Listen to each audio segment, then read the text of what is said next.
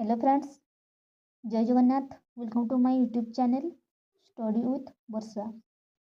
आज आम class 6 unit 1 रो गोटे विषय पढ़ा ए बोतल ऑफ ड्यू। बोतल कहले साधारण आम बोतल गुड़िक बुझी था जो बोतल थाए पानी बोतल कि अन्य किसी बोतल। एवं ड्यू कहले शिशिर बा शिशिर पानी जो पड़े है सकाळ शीत दिन जो सकाळ हेले जो गछ गुड़िक पत्र जो बिंदु बिंदु टोपा टोपा छोट छोट जल थाए से गुड़ी को शिशिर कहुए। बुझिपार तुषार बोली भी आम कही था। विषय टी स्टार्ट करवा चलतु।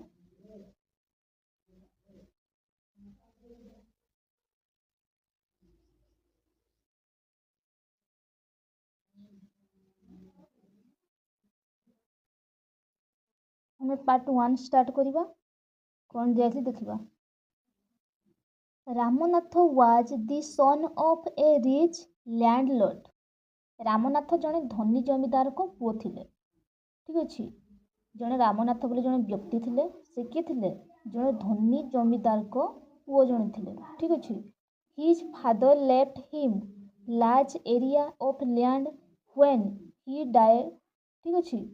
तांको बापा मरी जिबा परे से बहुत जमी छाड़ी जाइथिले। कहा बापा? रामनाथंको बापा जमी छाड़ी जाइथिले। But Ramanatha did not spend even one day looking after his land. किंतु रामनाथ सही जमी को केबे हेले देखिबाकू जाई नथिले। This was because he had a funny idea. Ramnath एक मजादार धारणा थिला।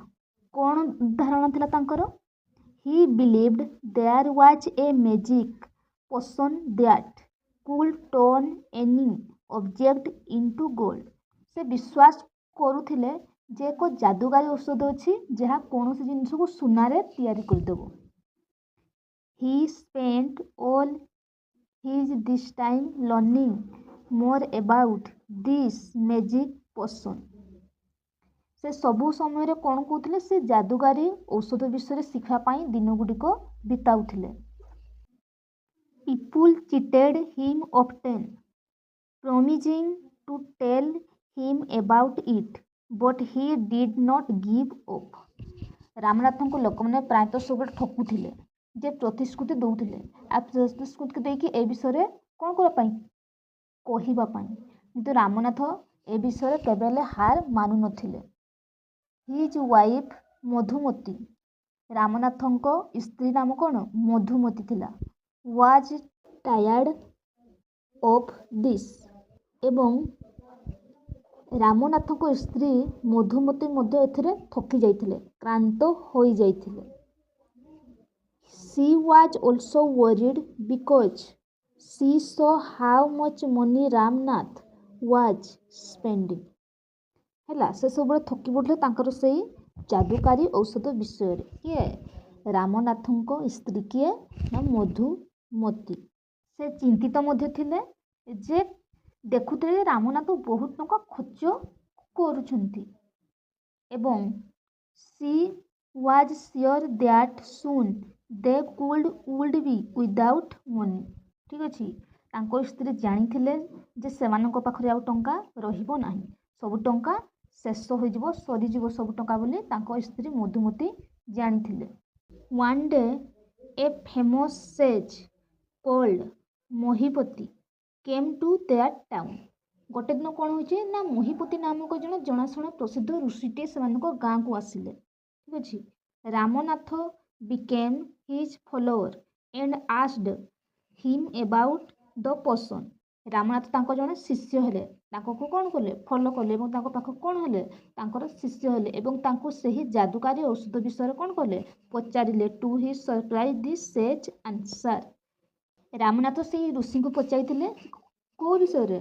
से जादूकारी औषध विषय पचाइथिले। रामनाथ से औषधकारी जिनिस विषय पचाइथिले ऋषि को। तापर ऋषि उत्तर दे कहिले to his surprise this sage answer. ऋषि कौन उत्तर देले? Yes, in my travels in the Himalaya, I heard how you could make such as potion, but it is difficult.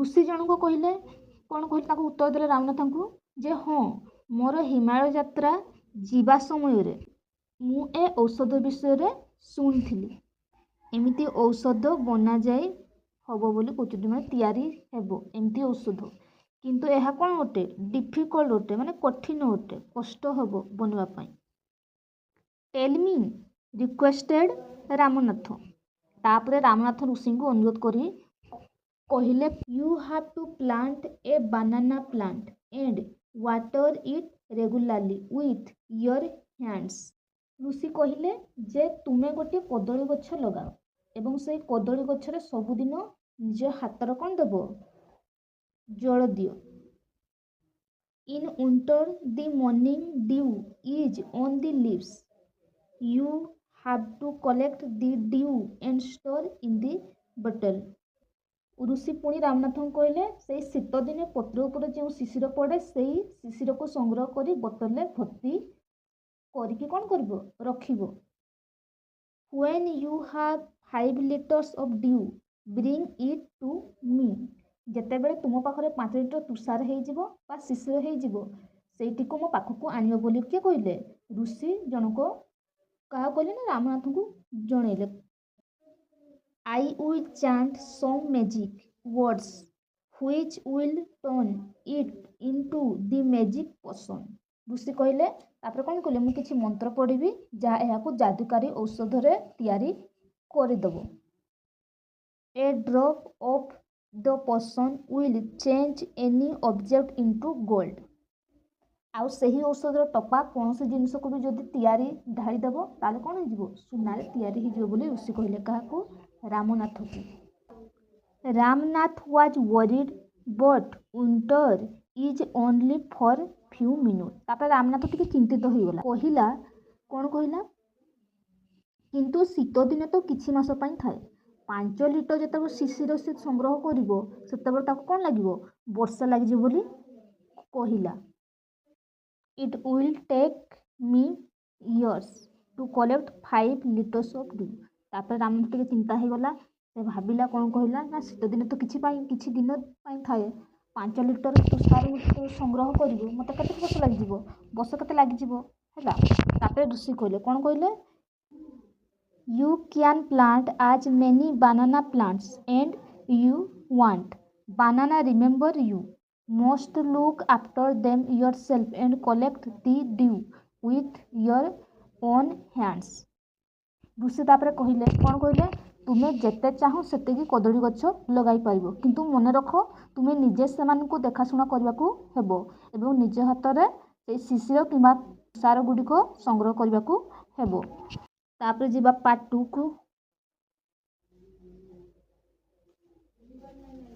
Ramnath went home and talked to his wife Ramnath घर को जाई स्त्री सहित कथबार्ता हेले then he started cleaning his large fields which had been lying empty all these years तापर से बड़ बड़ जमी गुड़ी को सफा करने को आरंभ कले जो जमी गुड़ी को बापा कौन छाड़ी जाइए वर्ष वर्ष खाली पड़ी रही जमी गुड़ी को there he planted row and row of banana plants Ramnath कौन कला तापर से पेंथा पेंथा कदली गछ लगाइबार लागिला ही टेंडेड देम केयरफुली एवं सेगुड़िकर बहुत जत्न सहित देखाशुना कला during the winter months he collected the due with great care एवं शीत दिन से बहुत सारा कौन कला शिशिर बा तुषार संग्रह कला सावधान सहित his wife helped to him to his wife helped him to एवं ताको स्त्री मध्य साहाय्य करुथिले Madhumati gathered the banana crop took into the market and got a good price for it से कदली फसल बाजार को सब नेउथिले किए रामनाथ स्त्री किए मधुमती ओ से भल दाम रे कदली गुड़ी कौन करथिले फल फसल गुड़िक बाजार को नेउथिले भल दाम रे बिक्री करथिले over the years Ramnath planted more and more plants and they had a huge banana plantation. ତାପରେ ବର୍ଷ ଗଢ଼ିବା ସହିତ ରାମନାଥ କ'ଣ କଲା? ଅଧିକ ଗଛ ଲଗାଇବାରେ ଲାଗିଲା ଏବଂ ସେମାନଙ୍କ ପାଖରେ ଏକ ବଡ଼ କଦଳୀ ବଗିଚା ହୋଇଗଲା। At the end of 6 years, he finally had his 5 liters of dew. ଶେଷରେ 6 ବର୍ଷ ପରେ ରାମନାଥ 5 ଲିଟର ଶିଶିର ସଂଗ୍ରହ କରିପାରିଲେ। ପଢ଼ିବା ନେକ୍ସଟ।